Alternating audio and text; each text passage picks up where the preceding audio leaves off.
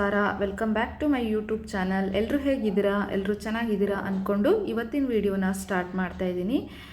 ಇಲ್ಲಿ ನಾನು ಒಂದಷ್ಟು ಆನ್ಲೈನಿಂದ ಆರ್ಡ್ರ್ ಮಾಡ್ಕೊಂಡಿದ್ದೆ ಐಟಮ್ಸ್ನ, ಬಾತ್ರೂಮ್ಗೆ ಮತ್ತು ಕೆಲವೊಂದೊಂದು ಕಿಚನ್ ಐಟಮ್ಸು ಮತ್ತು ಪೂಜಾ ಐಟಮ್ಸ್ ಎಲ್ಲನೂ ಬುಕ್ ಮಾಡ್ಕೊಂಡಿದ್ದೆ ಫ್ಲಿಪ್ಕಾರ್ಟಲ್ಲಿ. ಅದನ್ನು ನಾನಿವಾಗ ತೆಗೆದು ಇಡ್ತಾ ಇದ್ದೀನಿ ಮತ್ತು ಎಲ್ಲದೂ ಬಂದಿದೆಯಾ ಅಂತ ಹೇಳಿ ನೋಡ್ಕೊತಾ ಇದ್ದೀನಿ.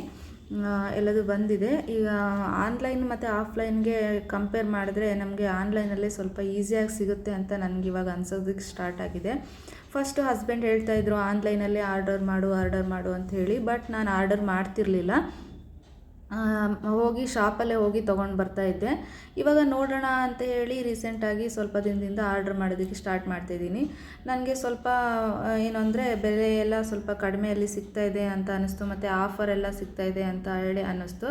ಹಾಗಾಗಿ ನಾನು ಆವಾಗವಾಗ ನನಗೇನೇನು ಐಟಮ್ಸ್ ಬೇಕು ಅಂತ ಹೇಳಿ ಕಾರ್ಟಲ್ಲಿ ಸೇರಿಸ್ಕೋತಾ ಇರ್ತೀನಿ ನಾನು ಫ್ಲಿಪ್ಕಾರ್ಟಲ್ಲಿ. ಅದಾದಮೇಲೆ ನಾನು ಆರ್ಡ್ರ್ ಮಾಡ್ತೀನಿ. ಈ ಥರ ಮಾಡ್ಕೋತಾ ಇದ್ದೀನಿ. ಸೊ ಎಲ್ಲ ಐಟಮ್ಸು ಬಂದಿತ್ತು. ಇವಾಗ ಸ್ವಲ್ಪ ಪೂಜಾ ಐಟಮ್ಸ್ ಅಂತ ಹೇಳಿದ್ನಲ್ವ, ಆಯಿಲ್ ಖಾಲಿಯಾಗಿತ್ತು, ಅದನ್ನು ರೀಫಿಲ್ ಮಾಡ್ಕೊತಾ ಇದ್ದೀನಿ. ಪೂಜೆ ಮಾಡಬೇಕು. ಪೂಜೆ ಅಂದರೆ ಸಂಜೆ ದೀಪ ಹಚ್ಚಬೇಕು. ಸಂಜೆ ಬ್ಲಾಗ್ ಇದು, ಸಂಜೆ ದೀಪ ಹಚ್ಚಬೇಕು. ಅದಕ್ಕೇ ಇಲ್ಲಿ ಎಣ್ಣೆ ಹಾಕೋತಾ ಇದ್ದೀನಿ. ಎಣ್ಣೆ ಹಾಕ್ಬಿಟ್ಟು ದೀಪ ಹಚ್ಚಿ ಕೈ ಮುಗಿದು ದೇವರಿಗೆ ಒಂದು ಭಕ್ತಿಯಿಂದ ಕೈ ಮುಗಿದ್ರೆ ಆಯಿತು.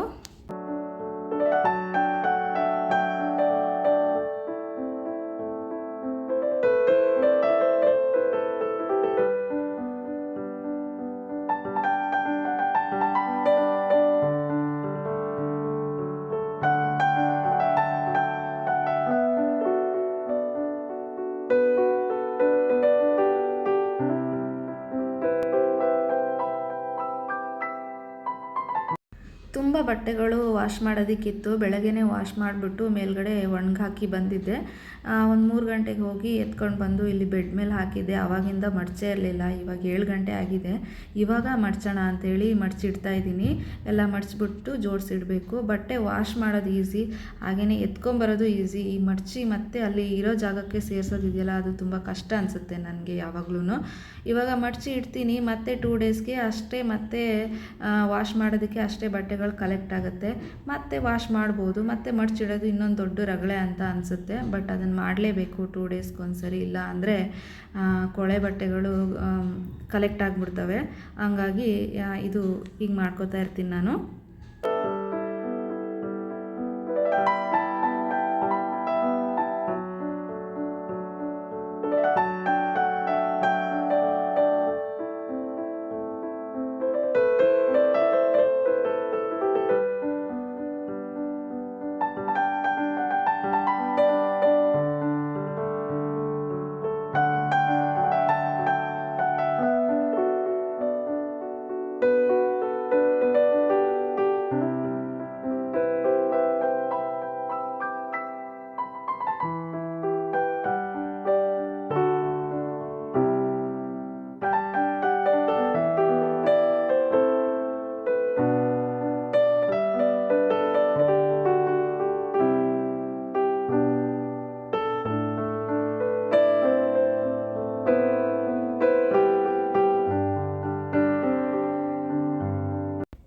ಬಟ್ಟೆ ಫೋಲ್ಡ್ ಮಾಡ್ಬೇಕಾದ್ರೆ ಐಡಿಯಾದಿಂದ ಫೋಲ್ಡ್ ಮಾಡ್ಕೋಬೇಕು. ಹೆಂಗಂದರೆ ಸೆಪ್ರೇಟಾಗಿ ಒಬ್ಬೊಬ್ಬರು ಬಟ್ಟೆನೂ ಒಂದೊಂದು ಕಡೆ ಜೋಡಿಸಿ ಇಟ್ಕೊಬಿಟ್ರೆ ಎತ್ತಿಡೋದಕ್ಕೆ ತುಂಬ ಈಸಿ ಆಗುತ್ತೆ. ಇಲ್ಲ ಅಂದರೆ ಮತ್ತೆ ಅದರಿಂದ ಅಲ್ಲಿರೋದನ್ನ ತೆಗಿಬೇಕು, ಅಲ್ಲೊಂದು ಜೋಡಿಸ್ಬೇಕು, ಇಲ್ಲೊಂದು ಜೋಡಿಸ್ಬೇಕು ಅಂತ ಹೇಳಿ ಆಗ್ತಾ ಇರುತ್ತೆ. ಹಾಗಾಗಿ ನಾನೇನು ಮಾಡ್ತೀನಿ ಅಂದರೆ ನನ್ನ ಬಟ್ಟೆಗಳನ್ನು ಸೆಪ್ರೇಟಾಗಿ ಫೋಲ್ಡ್ ಮಾಡಿ ಒಂದು ಕಡೆ ಇಟ್ಕೋತೀನಿ. ಹಾಗೆಯೇ ಹಸ್ಬೆಂಡ್ ಬಟ್ಟೆಗಳನ್ನು ಸೆಪ್ರೇಟಾಗಿ ಫೋಲ್ಡ್ ಮಾಡಿ ಇಟ್ಕೋತೀನಿ. ಅದಾದಮೇಲೆ ಎತ್ತಿ ರ್ಯಾಕಲ್ಲಿ ಜೋಡಿಸೋದಕ್ಕೆ ಈಸಿ ಆಗುತ್ತೆ. ಇಲ್ಲ ಅಂದರೆ ಸುಮ್ಮನೆ ಕನ್ಫ್ಯೂಷನ್ನು, ಮತ್ತೆ ತೆಗಿಬೇಕು, ಒಂದೊಂದೇ ಜೋಡಿಸ್ಕೊಂಡು ಕೂರಬೇಕು. ಹಾಗಾಗಿ ಈ ಥರ ಮಾಡಿಕೊಂಡ್ರೆ ಈಸಿ ಆಗುತ್ತೆ. ಇದೊಂದು ಕೆಲಸ ಮುಗಿಸ್ಕೊಂಡ್ಮೇಲೆ ಆದಮೇಲೆ ನೈಟ್ ಡಿನ್ನರ್ಗೆ ಏನಾದರೂ ರೆಡಿ ಮಾಡ್ಕೋಬೇಕು. ಇನ್ನೂ ನಾನೇನು ಪ್ರಿಪೇರ್ ಮಾಡಿಲ್ಲ. ಈಗ 7 ಗಂಟೆ ಅಷ್ಟೇ ಆಗಿರೋದು. ಒಂದು 8 ಗಂಟೆಗೆ ಸ್ಟಾರ್ಟ್ ಮಾಡ್ತೀನಿ. 8 ಗಂಟೆಗೆ ಸ್ಟಾರ್ಟ್ ಮಾಡಿದ್ರೆ 9 ಗಂಟೆ ಒಳಗಡೆ ರೈಸು, ಸಾಂಬಾರು, ಪಲ್ಯ ಏನು ಮಾಡಬೇಕು ಅದೆಲ್ಲ ಮುಗಿಬಿಡುತ್ತೆ. ಅದಾದಮೇಲೆ ಒಂದು ಹಾಫ್ ಆನ್ ಅವರ್ ಬಿಟ್ಟು ಊಟ ಮಾಡೋದಕ್ಕೆ ಸರಿ ಆಗುತ್ತೆ. ಅಷ್ಟರಲ್ಲಿ ಹಸ್ಬೆಂಡ್ ಕೂಡ ಬರ್ತಾರೆ. ಇಲ್ಲ ಅಂದರೆ ನನಗೆ ಹಶ್ವಾದರೆ ನಾನು ಫಸ್ಟೇ ಊಟ ಮಾಡಿಬಿಡ್ತೀನಿ. ಇಲ್ಲ ಅವ್ರು ಬರೋವರೆಗೂ ವೆಯ್ಟ್ ಮಾಡ್ತೀನಿ. ಯಾಕಂದರೆ ಅವ್ರು ಬರೋದು ಲೇಟೇ, ಯಾವಾಗಲೂ 10 ಗಂಟೆಗೇ ಬರೋದು ಮನೆಗೆ. ಅಲ್ಲಿವರೆಗೂ ನಂಗೆ ವೆಯ್ಟ್ ಮಾಡೋಕ್ಕಾಗಲ್ಲ. ನಾನು 9 ಗಂಟೆ ಇಲ್ಲ 9:15ಗೆ ಊಟ ಮುಗಿಸ್ಬಿಡ್ತೀನಿ. ಕೆಲವು ಸರಿ ಅಂದರೆ ವೆಯ್ಟ್ ಮಾಡ್ತೀನಿ ಅವ್ರು ಬರೋವರೆಗೂ ವೆಯ್ಟ್ ಮಾಡಿ ಅವ್ರ ಜೊತೆಗೇ ಊಟ ಮಾಡ್ತೀನಿ.